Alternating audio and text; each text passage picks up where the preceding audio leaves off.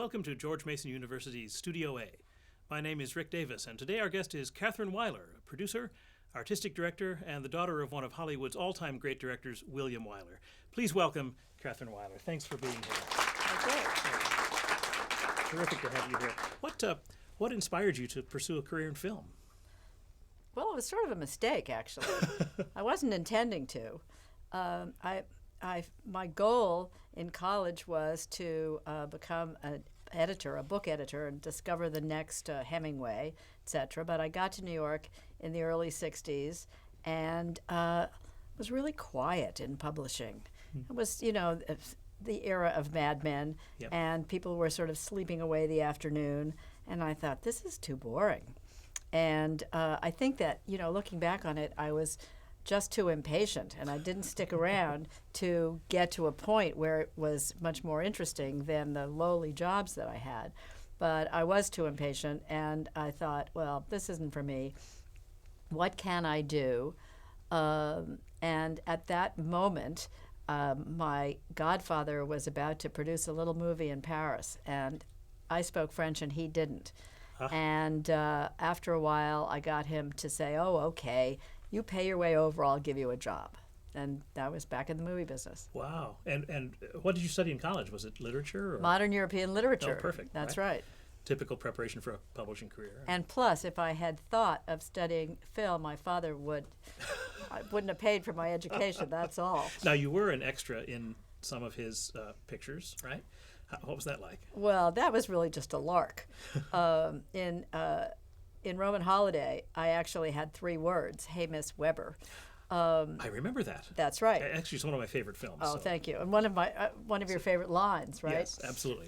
Immortal. But he didn't. I don't think I took direction too well or something. Anyway, he never employed me again. So it was really just for fun. Well, did he actively warn you away from the film industry? Or he did. He did. Yes, he did. There was a lot. First of all, the idea of acting. I never even took an acting job. An acting class in high school, because the idea of being an actor was really terrible in my family. And he always said that if you were successful, you had no private life. Chances are you weren't going to be successful, and you would be sitting by the phone. So that was terrible. And then the other thing was that he always acted as though his having a job was just a great stroke of luck. Look around me, all my friends are out of work. Who knows if I'll ever work again? I'm just lucky that I've got this job, which, given the success of his career, but at the time I just believed what I heard and thought, oh, well, this isn't for me. So that was a bit of an act that he was putting on to... I think so, yeah. But he scared me away. But nonetheless, fate intervened. You spoke French. I spoke French. I was a gopher on this movie in Paris with Irwin Shaw wrote the script, and Gene Seberg was in the film. And, so I got the bug. And then I thought, well, what could I do to continue this career? And I thought that the dinner tables of my childhood were always about whatever film my father was working on, and the problems of the script, the plot, the characters. He loved working with writers. So that's what we talked about. And I thought, well, so maybe I could work with writers and look for material. And that's what I ended up doing, because I wanted to live in New York, and there were lots of writers in New York. And so I worked for a series of producers looking for material and then working on scripts. So you actually worked your way back into the editing business in a way. I did, anyway, yeah. That's coming full circle. It also just sort of goes to prove one of my favorite points, which is that nothing is ever wasted in what you learn and That's what true. you can do, That's whether right. it's speaking French or knowing how to work with writers. Were your dinner tables populated with fantastic talents and folks we would recognize? Well, probably. I would say that my father was most interested in directors and writers. And writers we usually don't know anymore. I mean, it's that's right. It's such that's an anonymous, unfortunately. But, I know, but whoever he was working with on a film, would be there, and certainly friends of his like Billy Wilder and John Huston, George Stevens. Yeah, well, Irwin Shaw, of course, is someone we would. That's right. Yeah, that's wonderful. What a. It was quite an education. interesting childhood. Yes, that's fantastic. true. Now, you went on to become a filmmaker, a producer, and one of your films is, of course, an homage to your father, called directed by William Wyler. Can you tell us how that project came to be? I certainly can. I was lucky enough that for romantic reasons, I was lured to Washington. I fell in love with a man in Baltimore, and I thought, well, I don't want to go to Baltimore, but maybe I can find something to do in Washington. And I went to see George Stevens, who was running the AFI at the time, and through him got a job at the National Endowment for the Arts. And that's where I learned that you didn't have to be a cigar-chomping old man to be a producer. Anybody could be a producer. And I met lots of people who were making films about some character in their family attic. And I thought, well, I've got an interesting character, in my father. And George Stevens was actually making a film about his father. And, it's a little competitive edge. I thought, well, my daddy could beat his daddy. And so I set out to make a film about my father. That's great. Well, we actually have a clip from this film, and this is a clip about Ben-Hur. Do you want to tell us anything about that before we see it, or should we just take a look. Let's watch the clip. The producer of Ben-Hur came to me and said, how about doing Ben-Hur? I thought it would be intriguing to see if I could make a Cecil B. DeMille picture. So I took on the job. It was in line with my desire to make every kind of picture. Also, I thought this picture could make lots of money, and maybe I'll get some of it, which I did. There probably has never been a director who had as little respect for the idea of film as art, or directing as an artist's undertaking, or, God knows, not acting. Ben-Hur was the most physically demanding film of Wyler's career. Just as tough was the artistic challenge of creating an epic with a cast of thousands while moving an audience on a personal level. He succeeded. Ben-Hur did blockbuster business and won more Academy Awards than any movie in history, including Wyler's third Oscar.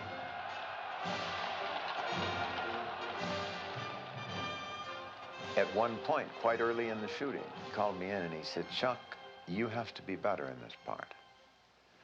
And I said, okay, what is it you have in mind? He said, I don't know, but you're not good enough. And I said, well, that's kind of hard to deal with, Willie. He said, I know, but I thought I should tell you. He said, it's awfully hard to make this fella come off plausibly, and you're not doing it yet. And I said, you can't give me any specific advice on this. He said, nope, he's just got to be better. Charlton Heston, Ben-Hur.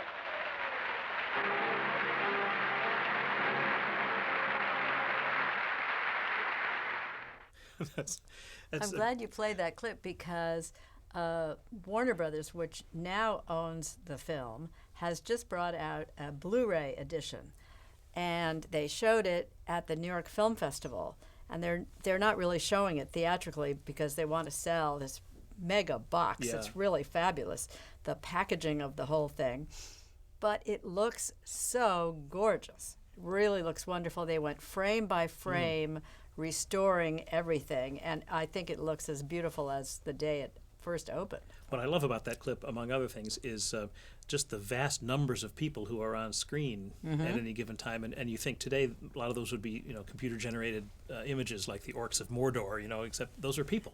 That's right. Yeah. And not only that, but I introduced it recently in Berlin, where they screened it at the film festival, and I said, you have to realize this is all live action. When these are all real people and the stunts are all really happening. Sometimes they're terrible mistakes, but they leave them in because they're great. They look like great stunts. So it's exciting. I think it really makes it more exciting. And there's also a nice little story in that 2 minutes of film about your father's approach to acting, which actually, of course, got great results. Was it true? Did he just say, let's make this better? Well, yes. He wanted the actor to find within himself the characteristic, the gesture, whatever, that would be most real for the character. And he felt that if he told them what to do, it wouldn't come from them. It wouldn't have the same reality. So he was difficult in that way. And sometimes actors said he was inarticulate, but he wasn't inarticulate. He just didn't want to tell them. So it was on purpose. Yeah. Right. Not like he didn't know what he wanted. He wanted them to figure it out. That's right. Yeah. He was also legendary, or at least in mythology, for putting people through a lot of takes. I know. Was that true or not? Well, he said that was mythology. And I have to say, I did learn making that documentary that actors do have a tendency to exaggerate. No kidding. Because I did know some of those stories and the way I heard them. So it's probably somewhere in the middle between the two of them. Right, like 40 takes versus 6 takes versus. That's right. So maybe it could have been 15 or 20. I don't Right. think he could have gotten away with it anymore. Right. I mean, he also had a breathtaking stylistic range. From Roman Holiday to Ben-Hur to The Best Years of Our Lives, which is a film that I think everybody should see now because of the wounded warrior theme. Yes. And this is post World War II, one of the most moving films I think in the American repertoire. How did he embrace and Funny Girl? I mean, it's an amazing number of styles. Well, he just wanted to make all kinds of movies to keep himself fresh and interested. And, I guess if you're a good storyteller, which he was, and a good observer of people, then you can work in different genres. Now, you, of course, are an independent film producer in your own right. What are the responsibilities of an independent producer? You're not working for a studio. You're generating your own projects. Well, the biggest responsibility is finding the money. And that is also the most daunting thing. And I have to say, it's been a while since I produced anything. And I think it's probably really difficult now because the economy was in better shape when I was producing. But I also always felt that once I got over that hurdle, then my responsibility was to give everybody the opportunity, the tools, the space, whatever they needed to do their best work. Really good food, just the atmosphere in which they could do their best work. Each of the members of the crew, the cast, whatever. That's a tremendous gift, actually, to a group of artists and craftspeople. Well, if you can do that, yeah exactly. Tell me a little bit about Memphis Belle. There's of course the famous William Wyler World War II documentary, but then you made a beautiful feature film about that air crew and that airplane. Well, this was a wonderful opportunity that I had. First of all, David Putnam was a British producer, legendary, fabulous guy, who invited me to come to Columbia Pictures with him and said I would be in charge of all the films based on true stories. Well, what a gift. I knew I wouldn't have to read any novels. The great storytellers of the Western world came through my office and they would pull out a piece of an old crumpled newspaper and tell me a great story. And once again, there was a film in the family attic. And David said, we can fictionalize this story, use the structure of the documentary and fictionalize the story. That's what we did. That's terrific. So you made a full-length feature on what had been a true life documentary story. That's right. That's right. Exactly. And we just confined it to the time of the documentary, which was the 24 hours and their 25th mission. Yeah. So it's an amazing story. Again, something I really recommend anybody in our audience. I'm quite proud of it. Should go and see both films on that. So now you're artistic director of a film festival. What led you to the film festival life? Well, one thing is, when you're a producer in the movie business, you have your ups and downs. And I had a fallow period when I couldn't get anybody to fund the documentaries I wanted to make, and I didn't want to make the things that were offered to me. I wasn't interested. So I thought, I need a mission. What could my mission be? And so I thought, we need more foreign language films in America. Yes. We need, Amen, by the way. Yes. Well, this is a while ago. And so that was my mission. That shows you how ignorant I was about the whole thing, because it seems like a bit of a large mission. I don't know that I got very far. But I met a lot of people I wouldn't have met otherwise, including a bunch of people in Rochester, New York, who, one guy who was the curator at the George Eastman House, another who ran the art theater there. And when the community decided they wanted a film festival, they called me up and invited me to put it together. I said, well, I only want to be the artistic director, thank you, but that's how it started. That's terrific. What is the what kind of work is now shown primarily in that festival? Well, has it stuck to that mission, or is it? No, the fact is that I left the festival in 2009, and they changed the name, and they changed a good bit about it. It's now called 365 Film. But when I was there, what was really fun about it was that it was really focused on celebrating women in all areas behind the camera. So we could show a wide range of films and bring in women who are generally not celebrated in roles like editor, writer, composer, production designer, not just directors. Absolutely, that's terrific. Yeah, it was. Well, let's turn to our students and see if they have any questions for you. Does anybody in the audience have a question for Catherine Wyler? I'll bet we do. Yes, they're in the back. Hi, Catherine. What was it like to work in Paris and France? It was heaven. Well, this was the mid-'60s, and it was fascinating on many levels. I lived in a garret apartment at the top of an ancient building, sort of across the river from the Louvre, with another woman, and I went every day to a place called the Studio de Billancourt, which I don't think exists anymore, but was right on the Seine. And in France, they have different working schedules than here. You work from 12 to 8. So that meant you could stay out late because you could sleep late. And there were, the studios were humming with other. Orson Welles was shooting in Paris at the time. Wow. And, I have to say, it was wonderful fun. Sounds great. Another question. Do you see yourself working overseas again, and if so, where?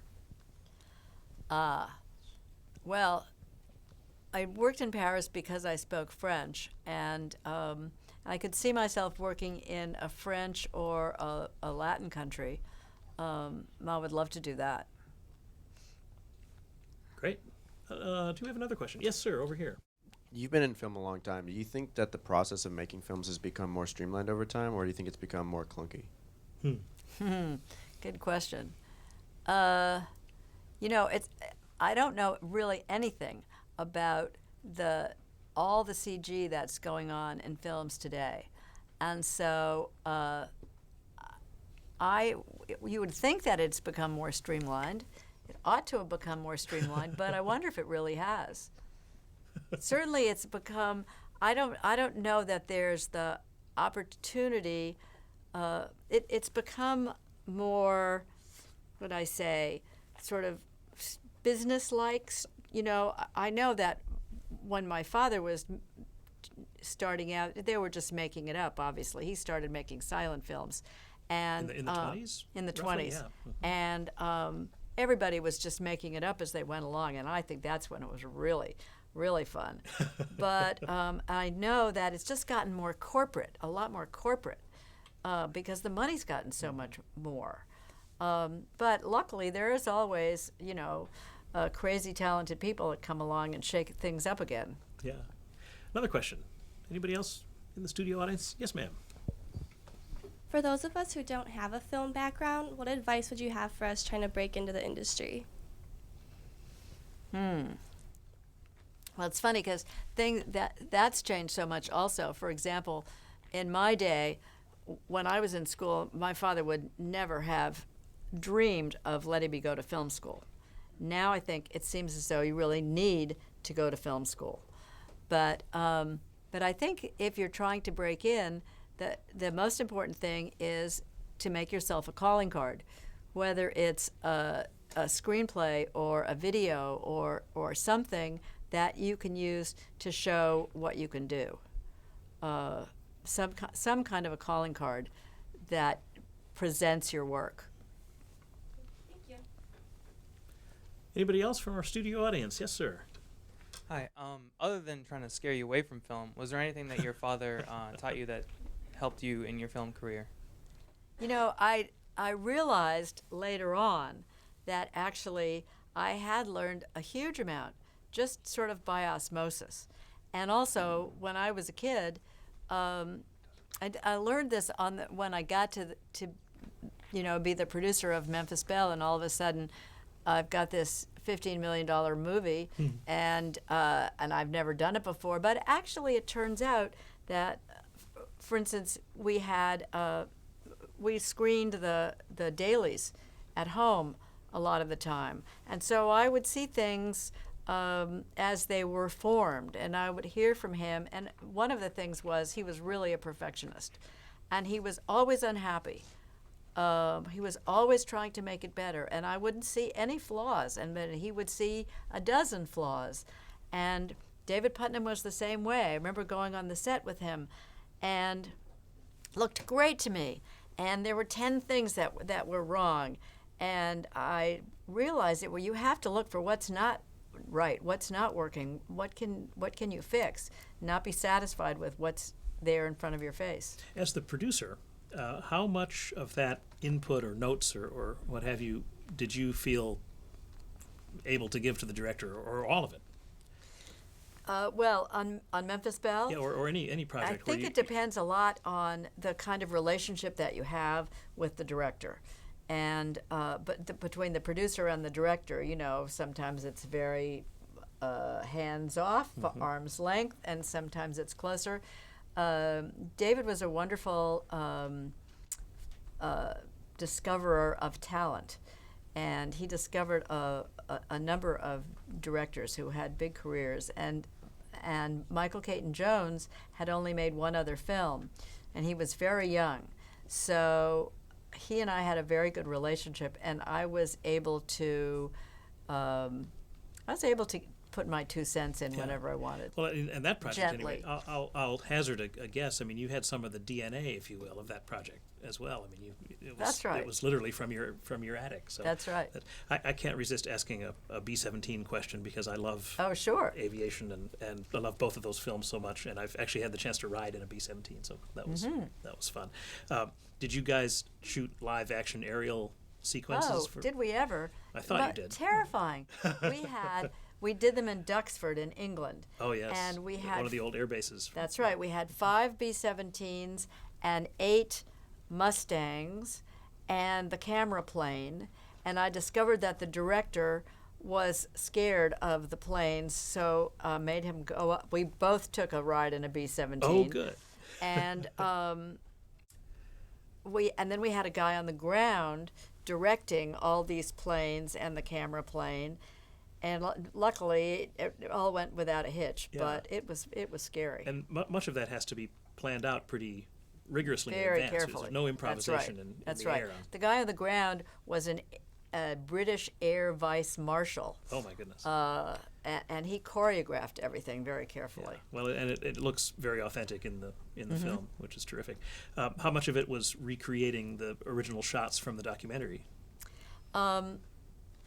I don't think we didn't worry about that too much. We just really worried about taking the structure of the documentary, the 24 the hours, story. right, Yeah. and showing enough before the plane gets in the air so that you knew who all the guys were. Because what we really were trying to do was show you that the 10 guys and their relationships were what made it work. It wasn't like so many movies where the captain is the hero and then there's everybody else. We wanted to show that it was the team. You were growing up and in your professional life at a time when the studio system was strong, and it appears not to be so strong or so dominant now with independent and consolidation of what do you think is healthier for the film industry? Which model? And you have to answer me in about a minute. Yeah. I honestly, I don't have a clue. I think that on the one hand, it was comfortable in the studio system, but then if you didn't like being inside, then there was a lot of people who fought and are famous for their fighting.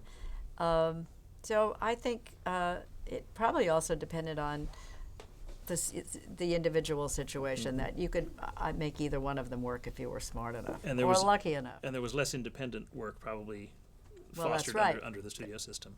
That's right. Sure. Speaking of which, what's your next endeavor?